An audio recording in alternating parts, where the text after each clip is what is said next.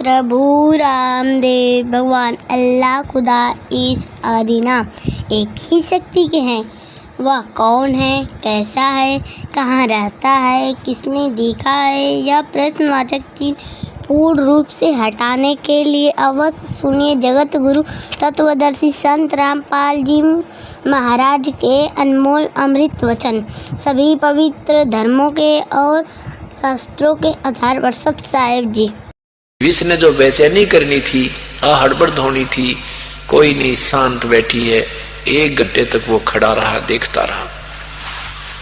आ गया तो मरी तक हो ना, वापस आ गया।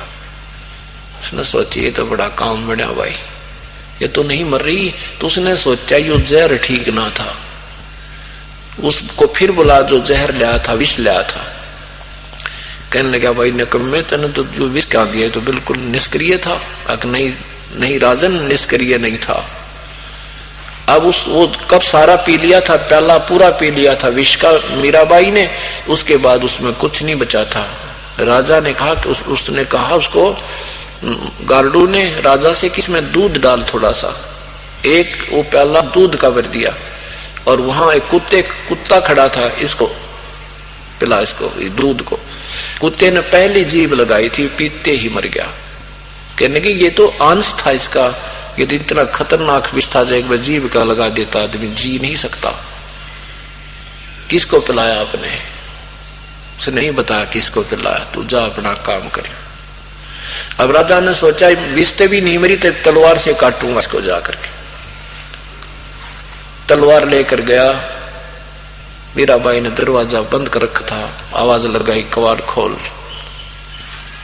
अब एकदम गुस्से में आकर लात मारी, लात मारने से वो दरवाजा टूट गया। तलवार हाथ में थी। कहते अंदर से एक बहुत बड़ा सर्प इतना ऊंचा उठ गया कि जैसे माथे पर डंक मारने को हुआ। वो राणा पीछे न पड़ गया, कुला करके जान बचाई और छोड़कर उसने तलवार तलूर न भाग गया। उस दिन के बाद उसने मीराबाई को कुछ नहीं कहा, चुप हो गया, शांत हो गया। मीराबाई मंदिर में जाती थी, साथ में 1-2 सहेली भी होती थी, नौकरानियां भी होती थी। कहते हैं सोचल छिद्र मैं करूं अपने जन के काज। वो परमात्मा अपने भक्त रविदास के साथ उसी नगरी में पहुंच गए और वहां एक मंदिर में जो रास्ता जाता था उससे आधा किला 100 फुट की दूरी पर एक भक्त के वहां वृक्ष होते थे पहले, ज्यादा वृक्षों के नीचे एक सत्संग कर रहे थे। भगत के यहाँ रुके हुए थे। मीराबाई ने जाती समय भी देखा कि मंदिर में जा रही थी कि ये संत साधु कैसे इकट्ठे हो रहे हैं, कोई सत्संग हो रहा है, भगवान की चर्चा हो रही है। सोचा पहले मंदिर में अपना पूजा पाठ कराती हूँ, फिर सत्संग सुनेंगे, विचार करेंगे। अब जो ही वो वापस आए तो परमात्मा ने सत्संग शुरू किया। कबीर परमेश्वर ने सृष्टि रचना के विषय में बताया कि ब्रह्मा विष्णु महेश ये पूर्ण शक्ति नहीं है, ये स्वयं भी नाशवान है और श्री कृष्ण जी भी नाशवान है। ये इनके आश्रित जो भक्त हैं वो पूर्ण नहीं है, वो भक्ति उनकी पूर्ण नहीं है, जन्म मृत्यु उनकी समाप्त नहीं होती। पूर्ण परमात्मा कोई और है। उसकी भक्ति के संदेश लेकर के मैं आया हूं और मेरी शरण में आने के बाद वो साधना करेगा, उसकी जन्म मृत्यु सदा के लिए समाप्त हो जाएगी। मीराबाई ने ये बात सुनी तो उसको अच्छी नहीं लगी। मीराबाई ने प्रश्न किया कि हे प्रभु आप क्या बता रहे महात्मा जी, श्री कृष्ण से भी ऊपर कोई शक्ति है? कहाँ बेटी, श्री कृष्ण से भी परम शक्ति, वो पूर्ण ब्रह्म है, असंख्य ब्रह्मांड का मालिक है। ब्रह्मा विष्णु महेश नाशवान है, इनकी जन्म मृत्यु होती है। अब मीराबाई ने कहा कि भगवान मेरे सामने तो श्री कृष्ण आकर के प्रकट होते हैं, मैं कैसे मानूं आपकी बात? परमात्मा ने कहा बेटी श्री कृष्ण तो वहां पता नहीं कितने ग्वाल बालों के साथ भी प्रकट होते थे और ना जाने कितनों के सामने नाचा करते थे, लेकिन इस प्रकट होने से, सामने दर्शन होने से ये तो भूत पितर भी बहुतों ने दिख जाते हैं, लेकिन ये मोक्ष मत समझना, भक्ति विधिवत करोगे तो बात बनेगी। मीराबाई ने कहा कि प्रभु आपकी बात को कैसे मानूं? प्रभु ने कहा कि मेरी बात नहीं मानती है तो आपके कृष्ण जी से पूछ लेना कि तेरे से ऊपर कोई शक्ति है कि नहीं, और वो के जवाब दे मुझे कल बताना। मीराबाई ने जाकर के प्रभु याद किया, श्री कृष्ण प्रकट हुए, उनसे पूछा कि परमात्मा मैंने ऐसे ऐसे सत्संग सुना है, एक संत है कबीर नाम के, वो कह रहे हैं कि कृष्ण से भी ऊपर कोई परम शक्ति है। श्री कृष्ण जी ने कहा कि मीरा शक्ति तो बहुत प्रबल है, लेकिन उसकी प्राप्ति के लिए हमने भी खूब प्रयत्न किया, वो मिलती नहीं, क्यों व्यर्थ प्रयत्न करे तू। अब मीराबाई को धक्क देसी हुई रहते कि इन भगवान खुद स्वीकार करते हैं कोई शक्ति है, परम शक्ति जो कल्याणकारक है, लेकिन वो मिल नहीं रही। तो फिर इसका इससे सिद्ध है कि वो संत सही कह रहा है। अगले दिन पहुंच गई, चरणों में समर्पण कर दिया, आप मैं आपकी बेटी, आप मेरे भगवान, मुझे नाम दो परमात्मा, हमने तो भगवान चाहिए, यही जन्म के चक्कर में रहना ही है, तो फिर फायदा क्या भक्ति का। कहते हैं एक का चोट सिधारिया जिन मिलन दाचा, जिनको परमात्मा चाहिए और तो एक के झटके में समझ जाएंगे, तुरंत ही ज्ञान हो जाता है। एक देसी भाषा में कहा करते, किसी को ज्यादा गर्मी लग जाती थी ना, बीमार हो जाता था, तो न्यू क्या करते, इसने गाम मार गया, गाम मार गया, यानी इसको गर्मी ने नुकसान कर दिया, गर्मी इसको हानिकारक होगी, इसलिए ये पीड़ित है। तो कहा करते कि गाम कब मार गया कोई ऐसी बात नहीं। फिर लोग दूसरे बताते थे कि गाम का तो एक चमका ऐसा होया करे, यानी वो पता नहीं एक सेकंड में ही हानि कर जाता है जब विशेष परिस्थिति होती है। तो कहा करते हैं ना, गाम का और ज्ञान का तो भाई चमका ऐसा होता है, यानी ज्ञान होना हो और घाम मारना हो, गर्मी सेधनी हो, हानिकारक होनी हो, वो तो सेकंड में कर जाती हो जाती है। तो ये ज्ञान का और घाम का चमका सा ही होता है, यानी सेकंडों में ही समझ में आ जाना होता है जो पुण्यात्मा होती है उनके।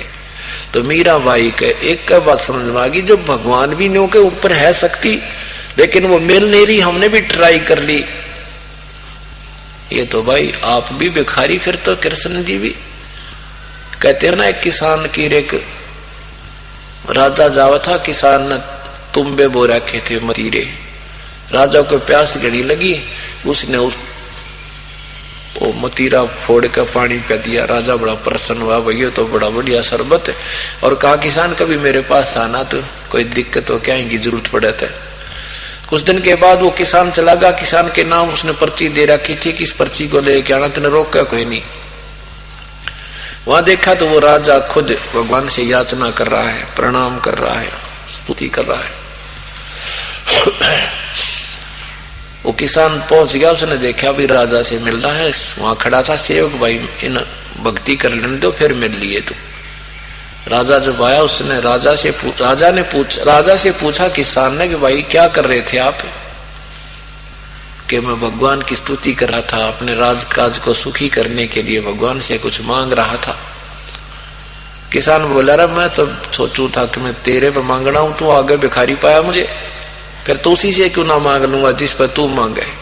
उल्टा आ गया, मतलब तेरे पे भी के मांगू, तू आ भिखारी।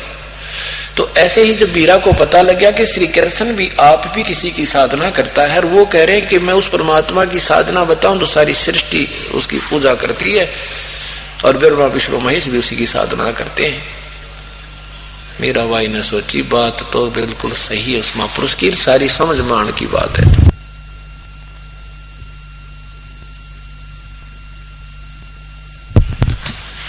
तब मीराबाई ने समर्पण कर दिया परमात्मा को आकर के। प्रभु ने कहा, बेटी उपदेश से बात बनेगी। मीराबाई ने कहा कि प्रभु उपदेश दे दो। अब मीराबाई ठाकुर की लड़की थी, परमात्मा ये देखना चाहता था इस लड़की में आत्म कल्याण के लिए कितना ज्ञान है, कितनी श्रद्धा है। इसलिए परमात्मा ने कहा कि जा मीरा, वो संत बैठे हैं, रविदास जी थे साथ में, उस भगत से नाम ले ले। रविदास जी के पास गई। रविदास जी को परमात्मा ने संकेत कर दिया था कि तेरे पास लड़की आओगी और इसको जो है ना तू नाम देना। और इसको बताना कि मैं चरमकार जाति से हूं, मैं चमार हूं। फिर ये क्या प्रतिक्रिया करती है, इसके अंदर की भावना देखनी है हमने। अब श्री मीराबाई आदरणीय रविदास साहिब जी के पास गई और कहा, प्रभु मुझे उपदेश दे दो। रविदास जी ने कहा कि बहन, आप ठाकुरों की लड़की हो और मेरा नाम रविदास है, मैं चमार जाति से हूं और दुनिया तुझे ना जाने क्या क्या कुछ कहेगी, सोच ले तू। और गुरुजी से नाम लेने के बाद फिर मन में जब तेरे कोई दुर्भावना आ गई तो तेरा नाम नहीं रहेगा। फिर लोगों के कहने से तू मन में न्यू आ गई ना, मैंने किसते नाम ले लिया, चमारते नाम ले लिया, और मन में तेरा खोट आ गया तो बहन ये नाम खत्म हो जाएगा तेरा। मीराबाई कहने लगी, महाराज आप मेरे पिता, मैं आपकी बेटी, बाढ़ में जाओ संसार, मुझे अपना कल्याण चाहिए।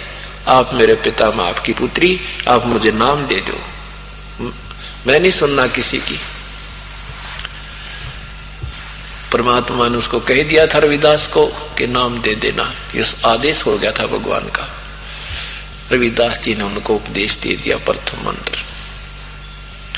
अब मीराबाई पहले तो मंदिर में जाती थी दिन में, वहां परमात्मा 15-20 दिन रुके और ज्यादा स्टे कर दिया। वह लड़की रात्रि के समय सत्संग में आने लगी। अब रात्रि के समय सत्संग में आने लगी तो उसने देख ही लिया था उसके देवर ने कि न तो ये जहर से मर रही है, ना कांटे से कट रही है, इसका रक्षक भगवान है। अब इसने क्या करूं, इसका इलाज, इसने दूनी बेइज्जती करवा दी। अब कहते हैं बेटी माँ की बात को मानती है, तो माँ बुला ली मीराबाई की और उसको कहा कि अपनी बेटी को समझा दे, अपनी भक्ति घर पर कर ले ये, और इसने हमारी बेइज्जती करवा दी, तू समझा दे इसको, ऐसा ना करे। तो मीराबाई की माँ उसको समझाती हुई क्या कहती है, मीरा उसका उत्तर देती है, सत्संग में जाना मीरा छोड़ दे, सत्संग में जाना मीरा छोड़ दे, आए मारी लोग कर तकरार, सत्संग में जाना मीरा, आए मारी लोग कर तकरार, सत्संग में जाना मीरा, सत्संग में जाना मेरा ना छुटरी, सत्संग में जाना मेरा ना, आरी चाहे जड़ कमरो संसार, सत्संग में जाना मेरा ना छुटरी, आरी चाहे जड़ कमरो संसार, सत्संग में जाना मेरा,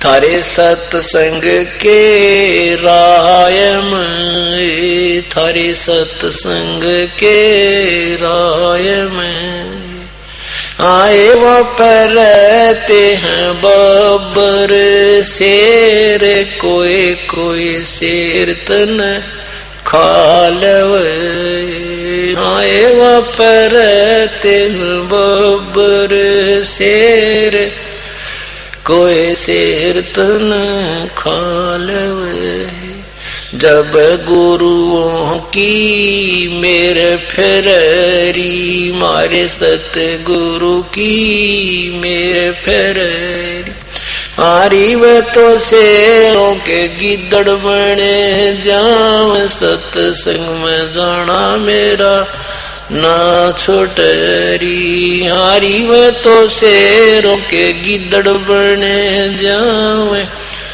संग में जाना मेरा ना, थारे सत्संग के राय में, थारे सत्संग के राय में, आए वहाँ पर रहते हैं काले नाग, कोई कोई नाग तन डस लवे, आए वहां पर रहते हैं काले नाग, कोई कोई नाग तन डसे लवे। जब सतगुरु की मेरे फेरी, मारे सतगुरु की मेरे फेरी। हारी व तो सर्प गंडे वे बने, जाव सतसंग में जाना मेरा। हारी व तो सर्प गंडे वे बने, जाव सतसंग में जाना मेरा। ना छोटरी सतसंग में जाना मीरा छोड़। आए मारी लोग करें तकरार सतसंग में, आए मारी लोग करें तकरार सतसंग में जाना मीरा। सतसंग में जाना मेरा ना छोटरी सतसंग में जाना मेरा। हारी चाहे जल कमरो सन सार सतसंग में जाना मेरा ना छोटरी। हारी चाहे जल कमरो सन सार सतसंग में। थारे सत्संग के बीच में है, थारे सत्संग के बीच में आए वहां पर रहते हैं साधु संत। कोई कोई संत तन देर में है, आए वहां पर रहते हैं साधु। कोई कोई संत तन ले रमे, तेरे री मन में माता पाप है री। तेरे री मन में माता पाप है री। संत मेरे माँ बाप है री।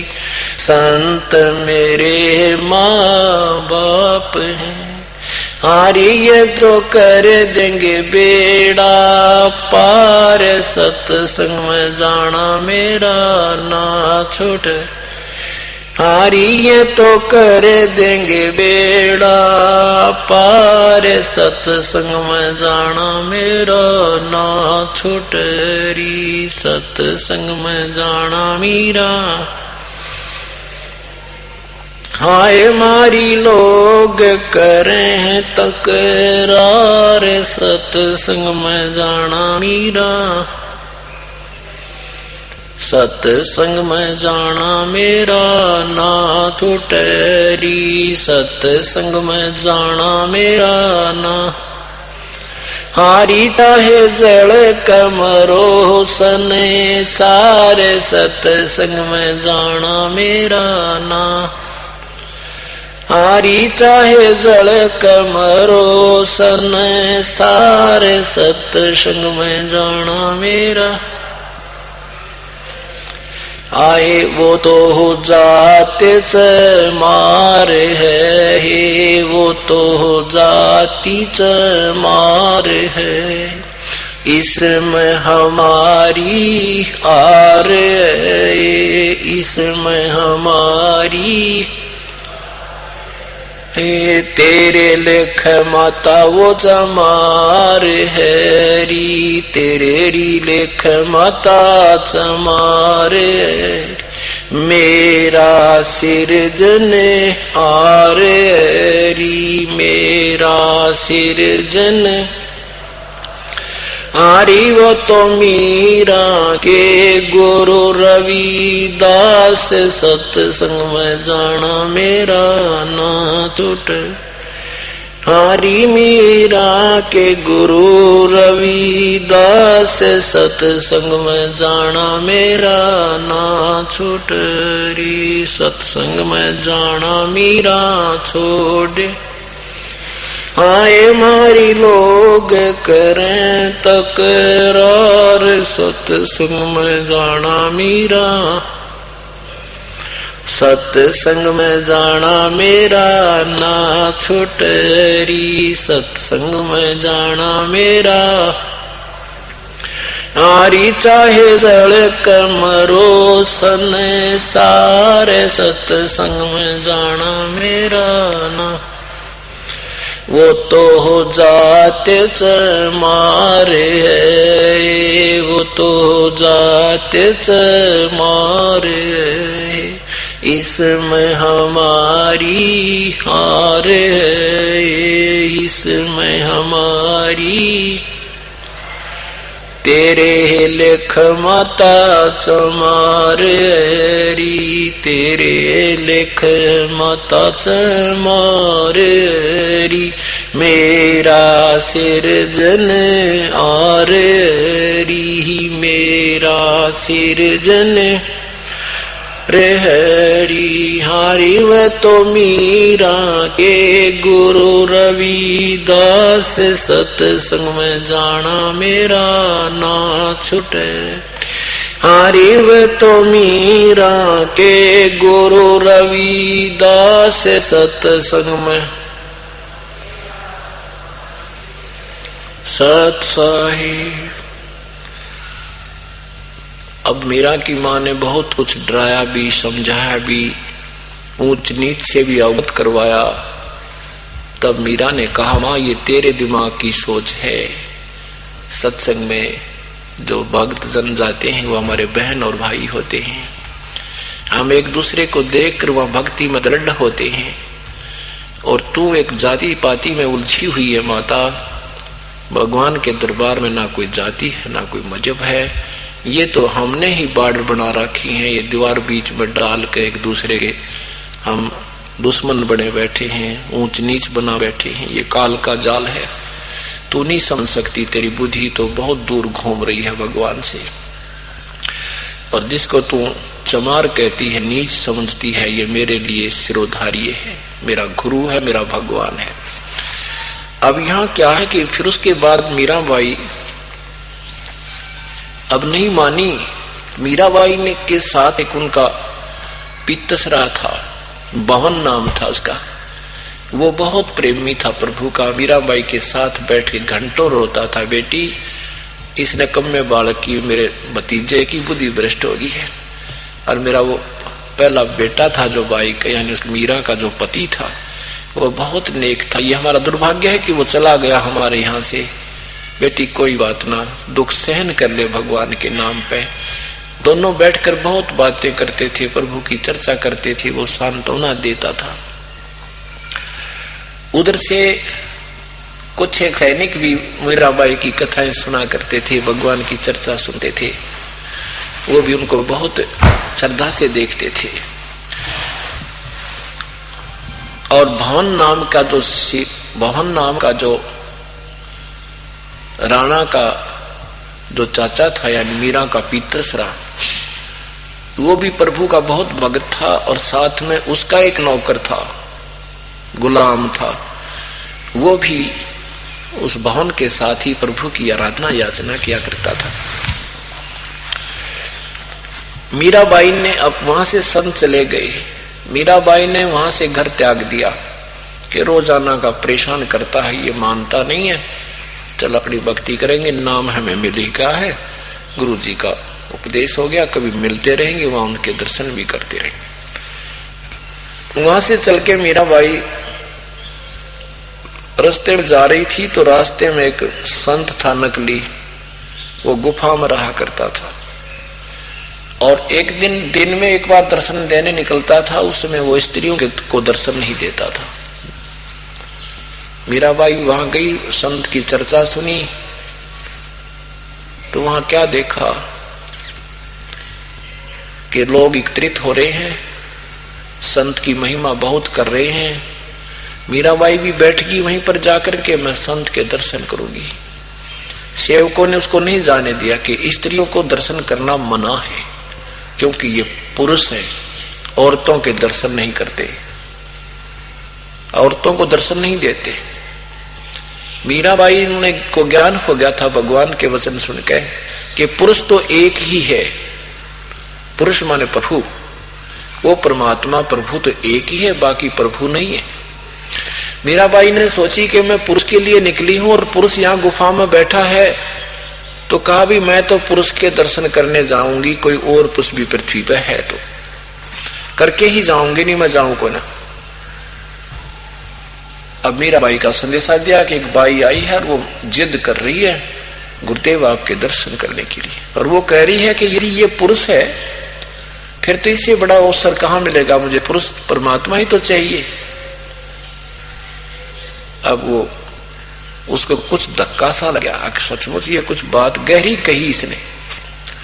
और ये फिर संत कहा जब औरतों से डरता है तो इसमें विवेक नहीं है। ये दोनों बात जब उनके शिष्यों ने जाकर कही तो संत बाहर निकल आया।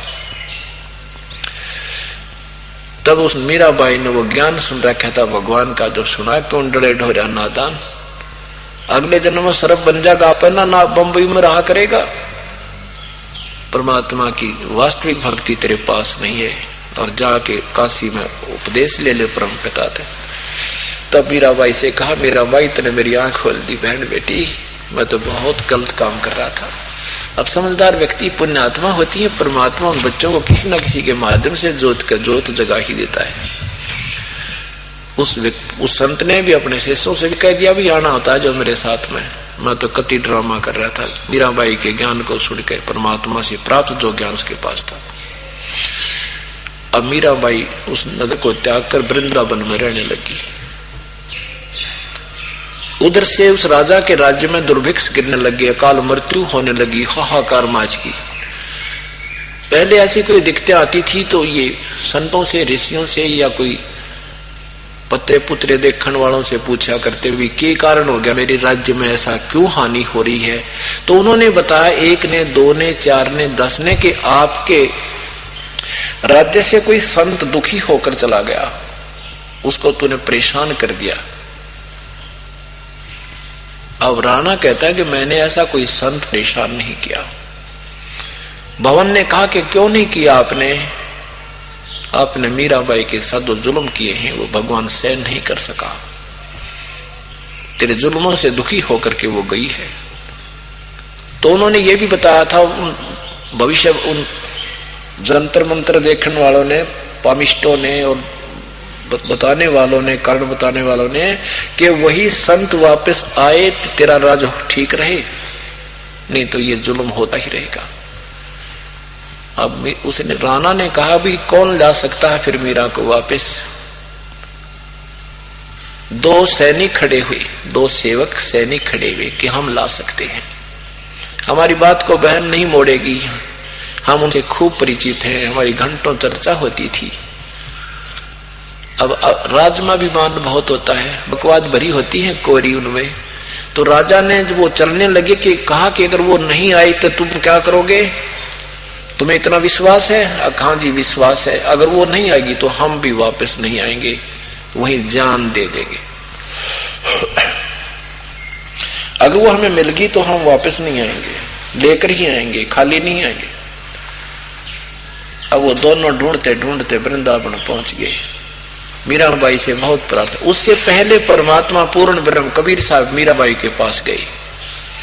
मीराबाई से कहा, बेटी वो जो नाम रविदास से तूने लिया है वो पूर्ण नहीं है, अब मंत्र मैं दूंगा आपको, सतनाम, ये सतनाम प्राप्त कर तू। तो मीराबाई को परमात्मा ने नाम दिया, फिर उसकी विधि बताई, फिर डट के भक्ति की। अब उसके बाद फिर वो दोनों वहां पहुंच जाते हैं सैनिक। उन सिपाहियों ने जाकर कहा, बहन आप चलो, वहां बहुत बुरा हाल हो गया है, राजा अपनी गलती क्षमा याचना कर रहा है, कभी कुछ नहीं कहेगा तुझे। मीराबाई बोली, भाई मैं तुम्हारे से ज्यादा जानती हूँ उस निकम्मे ने, अब मैं वापस नहीं जा सकती। अब उन्होंने कहा, बहन हम ये कह कर आए हैं कि हम नहीं आए, वो नहीं आएगी तो हम भी नहीं आएंगे, हमारे बाल बच्चों की तरफ देख ले तू। मीराबाई बोली, अगर मैं मर जाती और तुमने ना यहाँ मिलती तो फिर क्या करते, कि वो तुम्हारी मजबूरी थी, फिर तो हम कह देते वो मर गई। बोली, भाई चल तुमने कह दियो जाकर। वहीं खड़ी हुई, एक तारा ले रखा था, भगवान के गुण गाती गाती, सिमरन करती करती, और उस भगवान श्री कृष्ण की एक मूर्ति थी पत्थर की, उसके अंदर समा गई। उनके आंखों देखते देखते उस पत्थर की मूर्ति के अंदर समावेश कर गई। अब वो दोनों देखते रह गए। कहा आकाशवाणी हुई, जाओ भाई कह दियो वो मर गई। अब वो दोनों वापस आ गए। वापस आए तो उधर से वो उसका चाचा, जो राणा का चाचा भवन,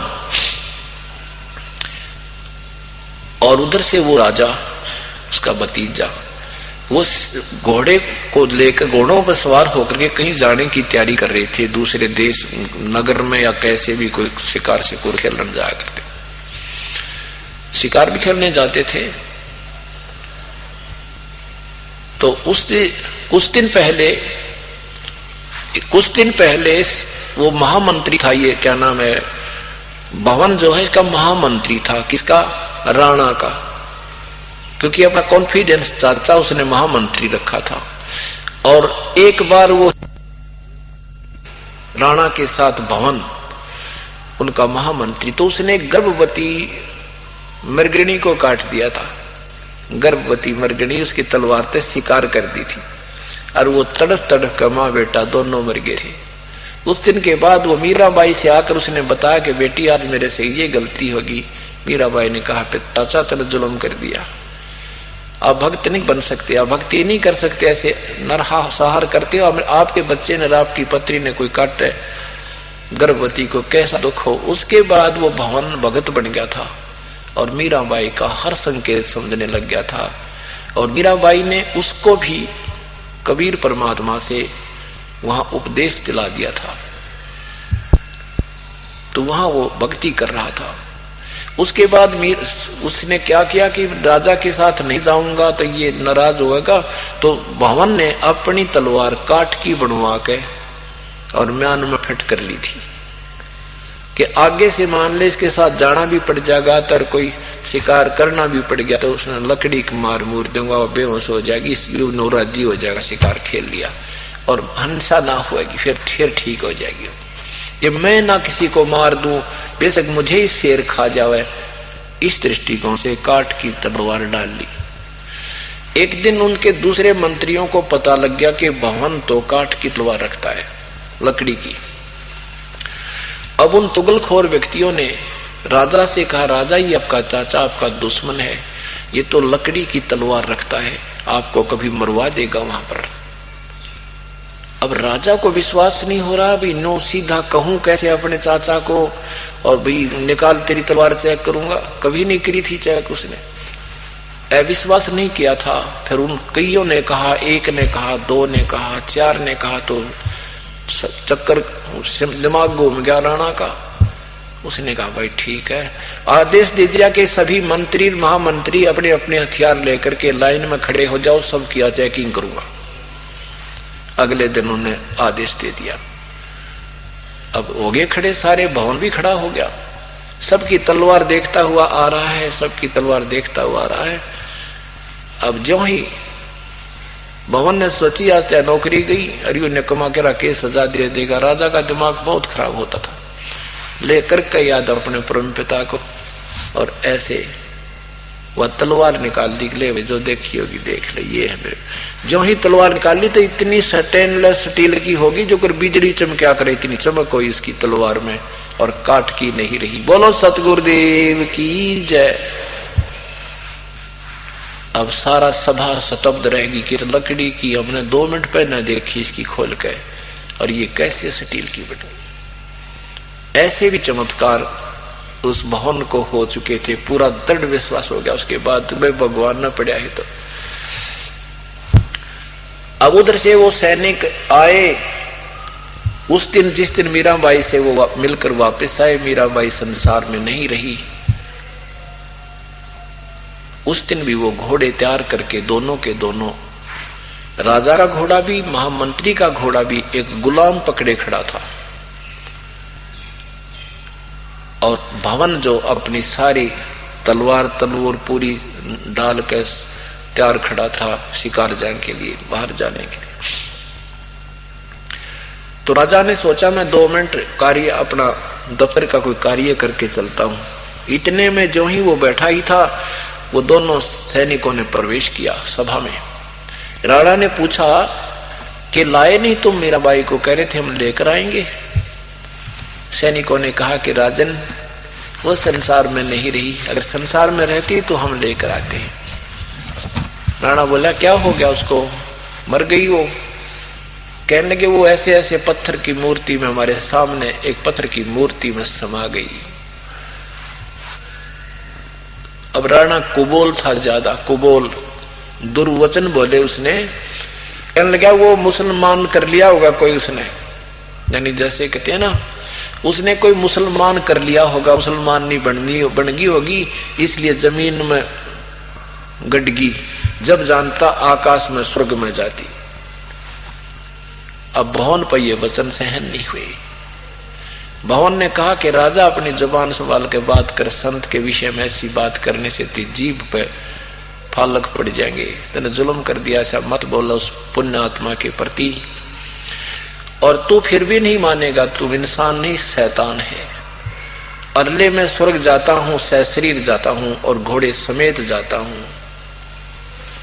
इतना कह करके और घोड़े पर छलांग लगा के वो भवन बैठ गया और घोड़ा आसमान पर उठने लग गया नौका। अब गुलाम खड़ा खड़ा रो रहा कि भगवान मुझे इस नीच के राज्य में मुझे छोड़कर जा रहे हो, मैं भी तो आपके साथ ही प्रभु का भक्त हूं। कहते हैं वो भी लटक गया उस घोड़े के, और सारे के सारे तीनों, घोड़ा भी, वो गुलाम भी और भवन भी, शरीर कहते हैं स्वर्ग में पहुंच गया। बोलो सतगुरुदेव की जय। अब कहते हैं ना, जो जहां तक की टिकट बनवाता है टीटी उड़ेगी बना दे। परमात्मा ने जो भी जहां लेवल की साधना लोग करते थे वहीं लेवल की साधना का मंत्र दे देते थे, लेकिन उस पूर्ण परमात्मा की वास्तविक मंत्र को भी छुपा के रखा था। इस समय तक पुण्यात्माओं अब मेर होगी। अब वो जितने भी भवन हैं, जितने भी वो पुण्यात्मा गए हैं, वो फिर जन्म लेंगे। अब उनका उद्धार निश्चित है।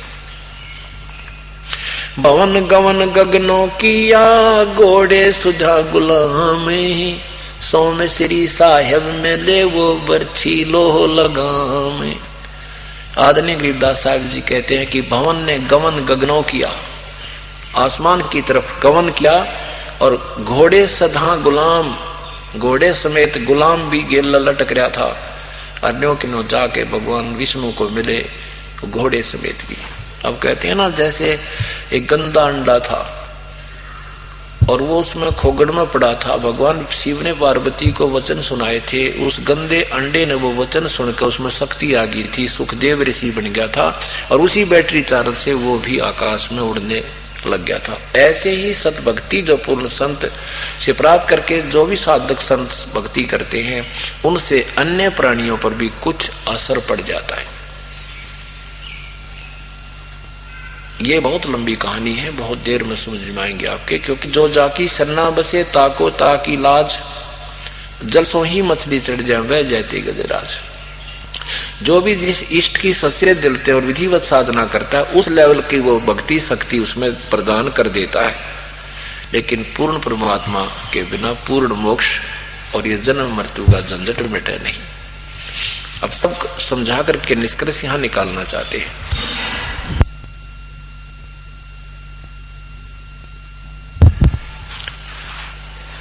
अब क्या बताते हैं?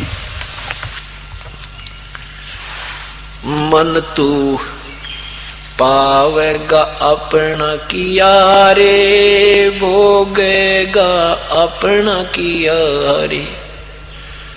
जैसे तू कर्म करेगा वो भोगेगा, और पूर्ण परमात्मा की शरण में आने के बाद पापों का भोग नहीं होगा। अब ये सारा विचार सत्संग वो बहन उसको सुना रही है जिसका पुत्र बिगड़ गया था, जो विधवा भी हो रही थी। उस लड़की को यह बात समझ में आ गई और वो अपने उस बहन के साथ सत्संग में जाने लग गई।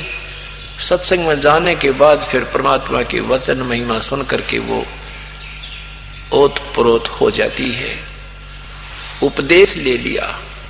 उपदेश लेने के बाद फिर प्रतिदिन प्रार्थना करती थी अपने भगवान गुरुदेव से कि हे गुरुदेव, हे भगवान, हे मालिक, एक ही पुत्र है, छोटा सा पाला था, पिता की मृत्यु होगी थी इसके की, और ये 5 वर्ष का था। आशा की थी कि बड़ा होगा, इसको पाल पोस कर शादी करूंगी, मेरा जीवन सफल हो जाएगा। हे भगवान, ये बेटे की ममता मेरे तो छूटती नहीं, इसको अपने चरणों में लो मेरे मालिक। परमात्मा गुरुदेव कहते थे, बेटी आप भक्ति करते रहो, कदे तो दीन दयाल का भनक पड़ेगी कान, कभी तो सुनेंगे तेरी। एक दिन उस बहन ने क्या किया, अपने गुरु बहन भाइयों के सामने प्रार्थना की कि मुझे भी एक दिन एक समय का भोजन देने का अवसर दे दो। पूरे दिन का तो नहीं दे सकती, मैं बहुत गरीब हूं, एक शाम का भोजन मुझे दे दो। अब किसी ने नहीं दिया, कहने की बहन मुश्किल से 1 महीने में नंबर आवा है और हम नहीं दे सकते, हमारी मजबूरी है। भगवान गुरुदेव से नंबर लवा लो, फिर आपका नंबर आवा जब दे देना। वो इतनी प्रेरणा प्रेरित होगी कि आज जब बात बन जाए, भगवान कद कद बात पड़े, काल करे सो आज करे, आज करे सो अब। परमात्मा सुनाते हैं रोज के पल में प्रलय हो जाएगी, फिर कराएंगे कब। इस दृष्टिकोण से बहुत उक्षक होगी। परमात्मा सब खेल करते हैं। करे करा वसाइया मन में लहर उठा, दादू सिर दर्जीव कयू आप बगल हो जा। जब उसने ज्यादा ही प्रार्थना की, आंखों में आंसू भर आई। उसी बहन ने जिसने उसको नाम दिलवाया था, उसी ने कहा कि आप शाम का भोजन, आज कल मेरा समय है, कल तू शाम का भोजन ले ले, करवा दे महाराज जी को। अच्छा भी बड़ा भला हो तेरा, बड़ा भला हो तेरा, तेने मेरी आज कति आत्मा खुश कर दी। अब उस लड़की ने शाम के समय बड़ा भोजन बनाया, खीर बनाई, हलवा बनाया, रोटी बनाने लगी। उसी समय बुखार हो गया, भयंकर बुखार हो गया कि 10 कदम चल नहीं सकती, इतनी विवश हो गई। उसने सोचा अपने बेटे को कह दूंगी, आएगा जब, और वो महाराज जी का भोजन दिया होगा। पर विश्वास था कि शायद मना भी कर सकता है, वो अनाड़ी बहुत हो गया है। उधर से उस लड़के ने, वो लड़का चोरी करने लग गया था, निकम्मे बच्चों के संग हो गए। और वो क्योंकि रोजाना शराब पीना, नशीली वस्तुओं का सेवन करने के लिए पैसा कहां से आया, उन्होंने चोरी करने लग गए। उसके साथियों ने और उसने उसी रात्रि में एक स्कीम बना रखी थी कि आज रात्रि में राजा के महल में चोरी करेंगे, और रानियों के हार जो होते हैं ना, 9 लाख रुपए के होते हैं, मालो माल हो जाएंगे, ठठ से कोठी बनावाएंगे, न्यो कराएंगे। अपने मियाँ मिठू लड्डू बना रहे थे वह। अब उन्होंने सकी बनाई कि रात्रि में 12 बजे माता के मंदिर में आ जाना। सबने स्कीम फाइनल कर दी। उधर से लड़का गया घर पे, उसकी माँ ने कहा, बेटा देख मेरा बहुत बुखार हो गया। लड़के ने हाथ देखा, कहा मम्मी, माता जी आपको तो बहुत बुखार है, कमाल हो गया, कति सारा शरीर गर्म आपका। तो माँ क्या हो गया? मेरा ना बेटा अचानक बुखार बन गया। आज मेरी एक प्रार्थना है बेटा तेरे से, ये आज मैंने ऐसे ऐसे एक बहन से शाम के आहार मांगा था, भोजन का भंडारा मांग रखा गुरुदेव का, और बेटा मैं विवश हो गई हूँ, मैं नहीं जा सकती, और तय ये भोजन एक बार गुरुदेव का आश्रम में पहुंचा गया। अब वो लड़का, क्योंकि उसने पता था 8 बज गए जाऊंगा, 9-10 बज जाएंगे, 1 घंटे में 2 घंटे लग जाएंगे, और कहीं मैं साथियों के साथ चोरी करने में शामिल ना हो सकूं और मुझे वो चोरी के माल ना मिल पावे, मैं निर्धन ना रह जाऊं। इस दृष्टिकोण से कहने लगा, मां मैं ना जाऊं, मैं नहीं जाऊं तेरे आश्रम में। उसकी मां ने कहा, बेटा नाट्या ना करते, संतों का भोजन है, पहुंचा है बेटा, तेरे पुण्य बन जाएंगे। ना मुझे ना चाहिए से पुण्य, और मैं ना जाता, मैं ना जाऊं।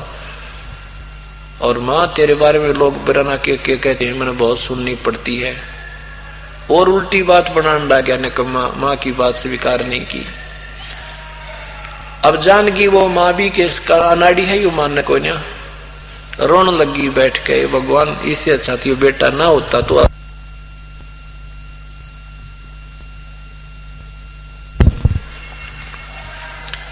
बहुत बुरी तरह रोने लगी।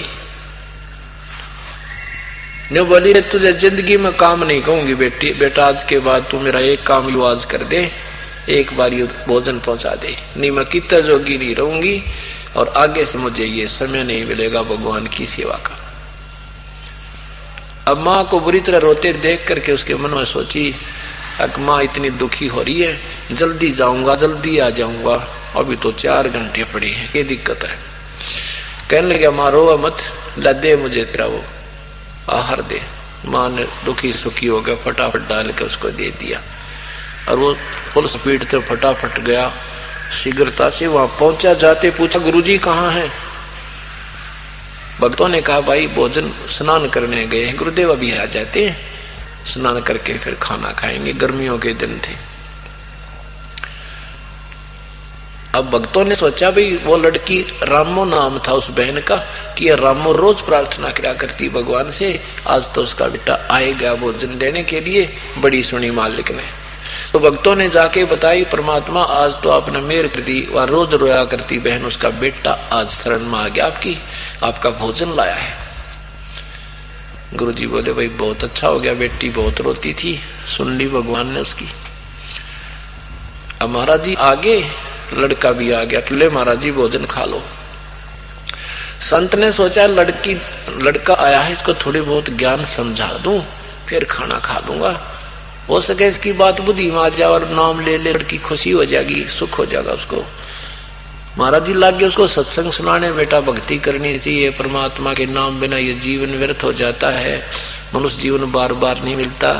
तेरी माँ देख कितनी अच्छी है, कितनी सेवा करती है, आप भी इसके साथ आ जाओ तो उसकी आत्मा प्रसन्न हो जाएगी, तेरे घर में सुखी रहेगा, तू आगे भी सदा परमात्मा तेरे साथ रहेगा। तो उसने तो वो रात के 12 बजे दिखे, ने बोला महाराज जी जल्दी खाना, मुझे लेक्चरों की जरूरत नहीं तेरे की। अब वो गुरुजी ने सोचा भाई लड़की ठीक है, दुखी हो रही, निकम्मे तो बहुत ही निकम्मा बालक है, बोलना भी ना आता। महात्मा ने अपना भोजन खा लिया, ऐसे ही वो जूठे बर्तन ठा गया, फटाफट डांक ठोक दी उसने तो।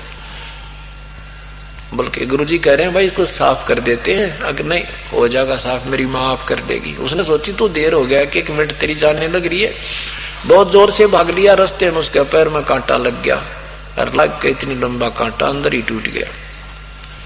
एक पैर में लंग करता हुआ पहुंच गया घर पे और जाके वो बर्तन पटक कर मारे और कहने लगा आज गया था माते सत्संग में, आज मेरे पैर में कांटा लग गया, तू तो कहती वहां जाने वालों को सुख होता है, सबके दुख दूर होते हैं, और मैं तो आज के बाद मुंह भी करके ना सोऊं तेरे सत्संग का ना, और ना तन्ना जाने दूं आज के बाद,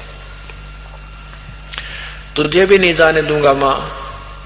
ऐसे निकम्मे आश्रम में जाकर मेरे पैर में कांटा लग गया और उसका दुख नहीं हो रहा, तेरी सारी उम्मीदों में पानी फिर गया, तू जा नहीं सकता चोरी करने, और वो बात बिगड़ गई, तेरा हिस्सा रह गया, कंगाल बनेगा तू। उस दृष्टिकोण से ऊट पटांग कह रहा है। अब वो माई रो रही है, वो बहन, ये भगवान देख किसी मंद भाग है मेरे, आज तक ये गया था, ये भगवान क्या आज ही इसको कांटा लगना था, ये तो ऐसा निकम्मा बालक है, ना मुझे जाने देना आप जावे दे, कैसे पाप है मेरे, आगे से आगे उलट ही होता जा रहा है। उठी बेचारी बुखार से, जो जैसे भी थी अपने बेटे को फर्स्ट एड करी, जो श्याम ने गांव में होया करत गांव होती थी, कोई ऐसे ही तेल पानी का फोवा करके बांध दिया और कहा बेटा सुबेरे ना तेरे कांटा निकलवा देंगी, ये तो बेटा लगना ही होता है, लग गया होगा, पर कोई ना सुने वो तो कोई बात नहीं। रात्रि के समय उनके दोस्तों ने क्या किया, 12 बजे तक इंतजार की, जो जितने आने थे वो आ गए और जाके चोरी करने के लिए राजा के महल की तरफ प्रस्थान कर दिया। अब चोरी करने का प्रयत्न करने लगे तो सैनिकों ने पकड़ दिया। महामंत्रियों ने राजा के पास ले जाकर कहा कि ये जब राजा के महल में चोरी कर सकते हैं राजन, तो आम नागरिक को कितना दुखदायी हो सकते हैं, ये विचारणीय विषय है, इनको सख्त सजा दी जाए। राजा ने कहा कि इनको आज शाम को 4 बजे सूली तोड़ दो, सूली चढ़ा दो, जैसे आज सुबह आपको बताया था पहले सूली कैसे भयंकर मौत से मारे जाते थे।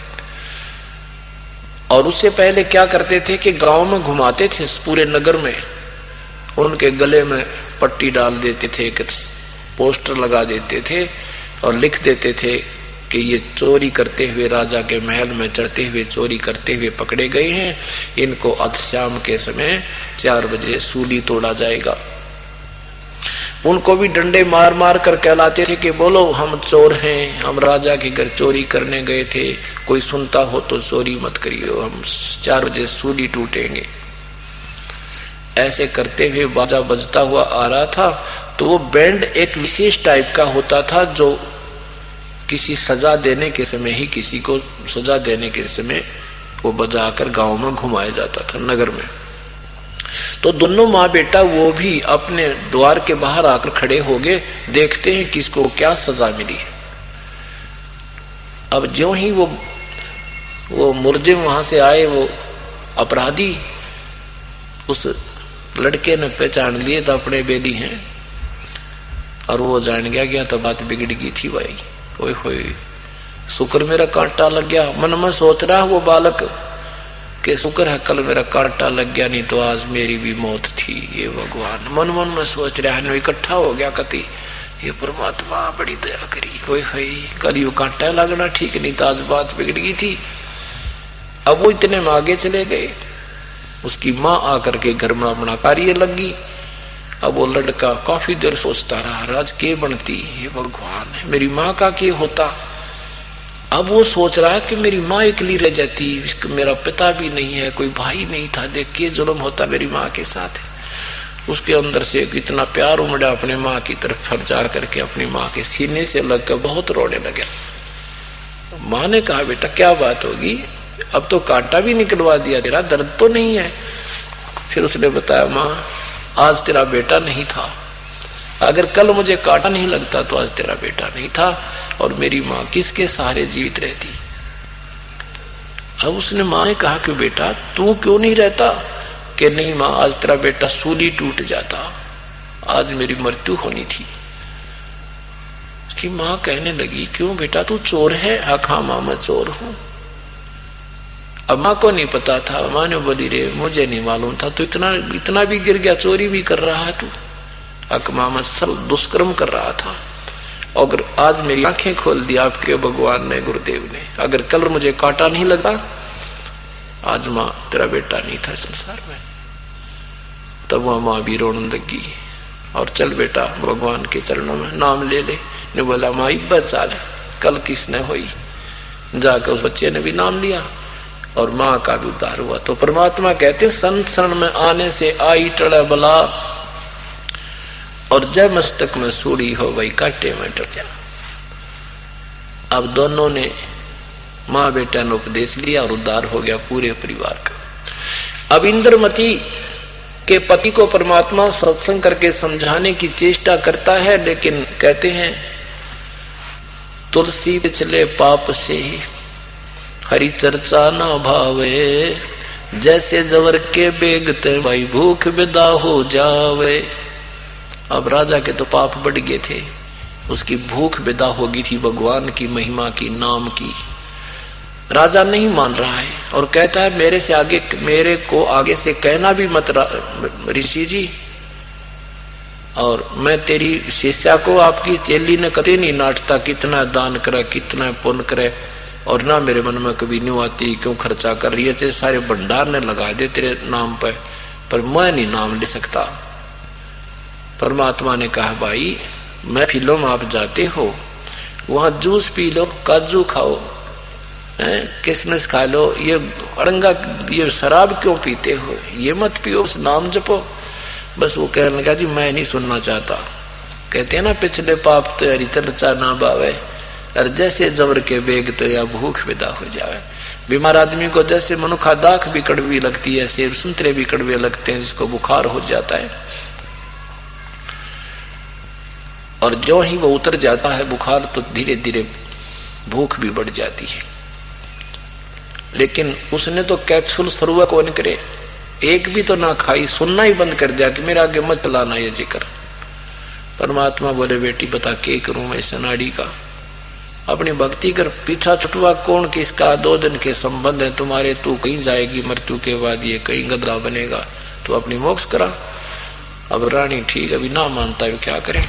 अब वो बुढ़िया होगी 80 साल की, 80 वर्षीय वृद्धा होगी वो इंद्रमती। कहाँ 40 साल की उम्र में मृत्यु हो जानी थी, अब 80-82 साल की होगी। तब परमात्मा ने कहा कि बोल बेटी चल लेगी सतलोक, कि अभी कोई पोता पुता और तेरा ब्याह ना रह रहा है। ने बोली भगवान अब तो मैंने ले चलो, वो पोते भी ब्याह लिए, सारा कुछ हो लिया, अब आपकी बिटिया के मन में यहाँ की कोई इच्छा नहीं है। परमात्मा कहने लगी ठीक है आप परसों तैयार रही हो। परसों आया, परमात्मा आए, केवल रानी को दिखाई दे रहे हैं और कहा चल बेटी चलेंगे। चलो जी। अब ये कवर यहाँ छोड़ दिया, वो अंदर जो शरीर परिपक्व हो गया था भक्ति से, वो साथ परमात्मा के चला गया।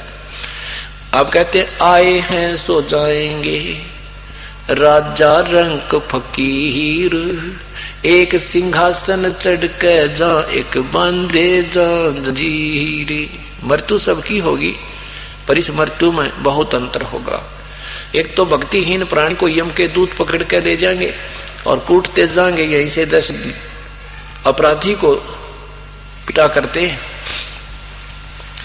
और एक भक्ति के धनी को, भक्ति सत भक्ति करके जो कमाई करता है, उस धनी को परमात्मा विमान में बैठा करके ले जाएगा।